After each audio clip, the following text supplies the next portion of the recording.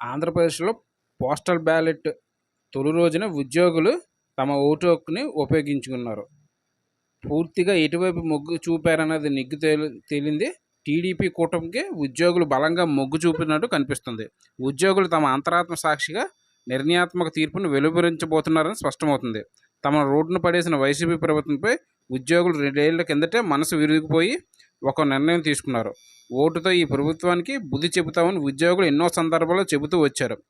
Postal ballot ప్రారంభం రోజున ఉద్యోగులు కదం తొక్కటం కూటమికి లాభించబోతుందని అర్థమవుతుంది. ఎన్టీఆర్ జిల్లాల వ్యాప్తంగా 3 రోజుల పాటు దాదాపు 20,000 మంది ఉద్యోగులు తమ ఓటు హక్కును వినియోగించుకున్నారు.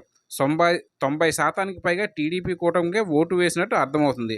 ఈ లెక్కను చూస్తే ఉద్యోగుల్లో వైసీపీ ప్రభుత్వం పట్ల ఉన్న తీవ్ర వ్యతిరేకత అర్థమవుతుంది. ఉద్యోగులే కదా అని అనుకోవడానికి వీల్లేదు. ఎందుకంటే వారి కుటుంబంలో ప్రతి ఒక్కరూ ఇదే వైఖరితో ఉండే అవకాశాలు ఎక్కువ. ఉమ్మడి కృష్ణా జిల్లా వ్యాప్తంగా 17 లక్షల మంది ఓటర్లు ఉన్నారు. వీరిలో 20,000 మంది ఉద్యోగులుంటే 1.17% ఓటర్లే అనుకోవచ్చు. వారి కుటుంబ సభ్యులు కనీసం ఇద్దరిని కలుపుకుంటే 4% పెరుగుతారు.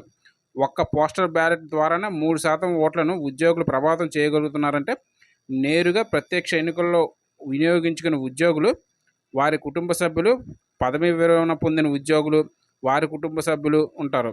వీరే కాకుండా కాంట్రాక్టర్, అవుట్సోర్సింగ్, సిపిఎస్ ఉద్యోగులు, వారి కుటుంబ సభ్యులు, ఆశా వర్కర్లు, అంగన్వాడీలు వారి కుటుంబ సభ్యులు కూడా ఎన్టీఆర్ జిల్లాల వ్యాప్తంగా భారీగా ఉంటారు.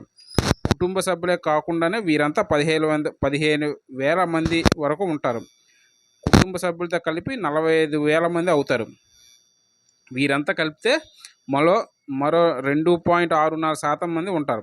పోస్టల్ బ్యాలెట్ వినియోగించుకున్న ఉద్యోగులు, వారి కుటుంబ సభ్యులు 3%